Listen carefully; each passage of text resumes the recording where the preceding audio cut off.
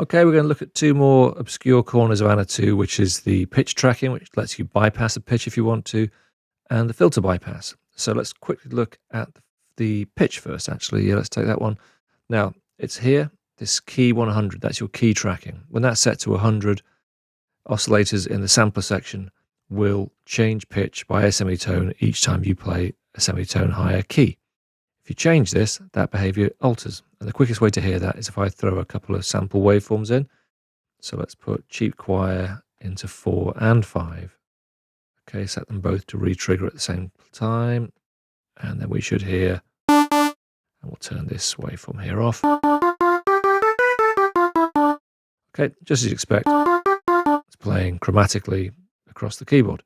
So now let's turn the key tracking on 4 down to 0, and you get this.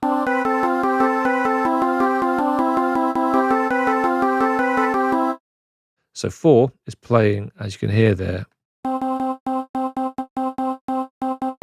the same pitch regardless of what note I play, because the key setting is 0. Whereas 5, he said 5, let's not mute, that's for solo, is playing chromatically.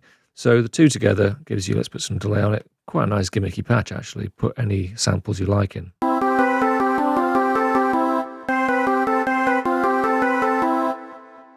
So you can play with that. You can even do sort of slightly crazy, weird stuff where you don't put the key setting on 100. Let's stick it about halfway. There we go, that'll do. In this situation, waveform 4 is going up a quarter rather than a semitone. So you get the two playing together there and then over 2 octaves.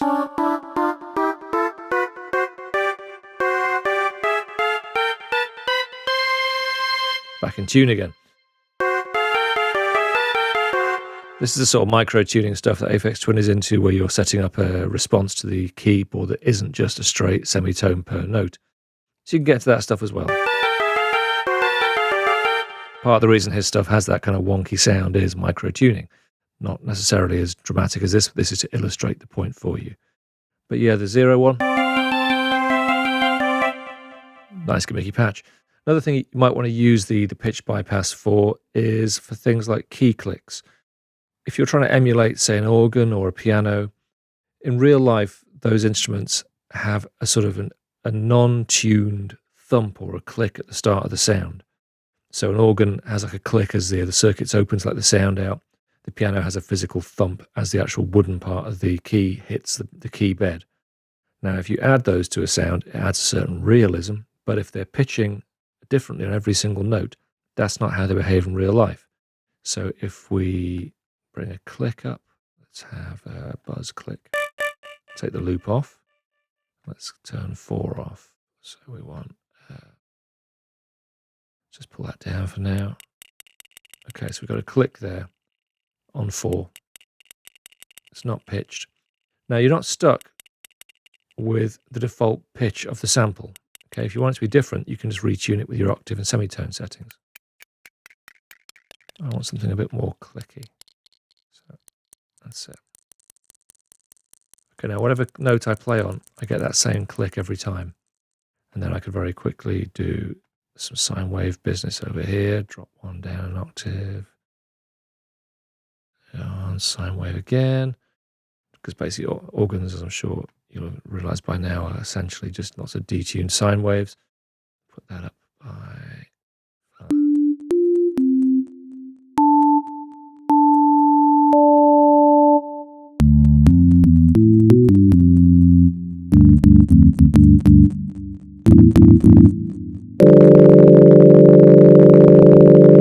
That's kind of ugly, so we'll pull those back a bit. But yeah, this is just to illustrate putting a click really onto a very simple organ patch. Obviously, spend some more time on the organ patch in your own time.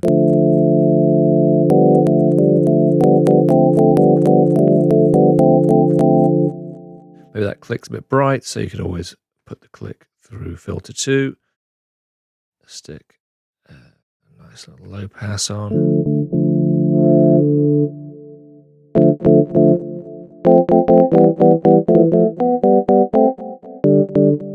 Delay.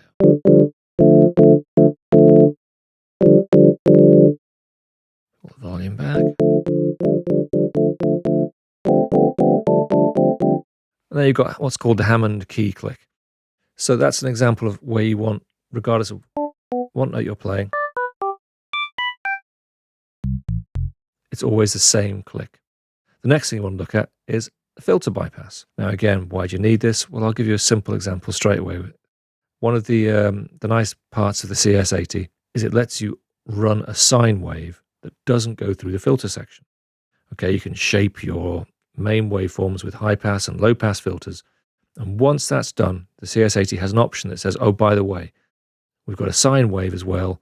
Do you want to bring that in regardless of what's going on with your filters? And what this lets you do is warm up or fatten out the bass end of a sound whilst allowing you to still get the full use out of the filters. So let's quickly do that now. I'll initialize this again. Okay, so we've got a saw wave there, which we're going to put through two filters in series. So let's have an Oberheim low pass with lots of resonance. And then just quickly to show my point, we'll have an Oberheim high pass with lots of resonance.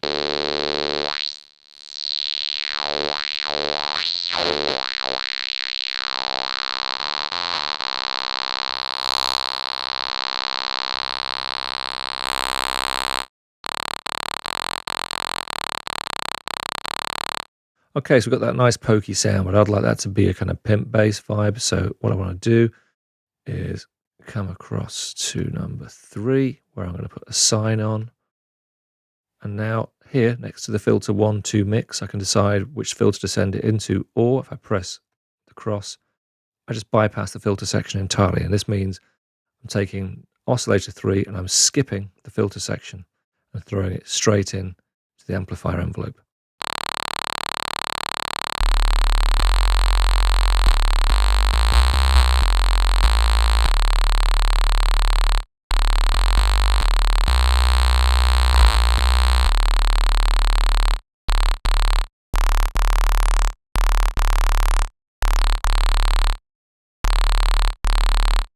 Mess here.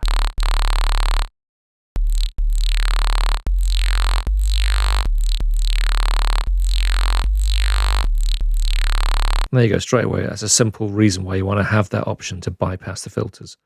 I've used this a bunch in the presets I've done because sometimes I like to have the capacity to have a whole bunch of sounds running through a very strong filter setting on filter 1, different stuff on filter 2.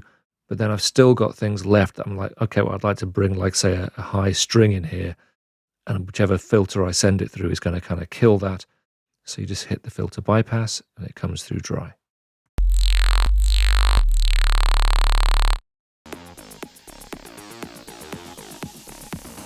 Thanks everybody for watching, commenting, and indeed liking. We really do appreciate all the support we get here on our Sonic Academy YouTube channel. So if you found this video super useful, please, we'd love you to hit the subscribe button. We update the YouTube channel every week with new content. And if you want to watch some more relevant content, just click on the videos beside me.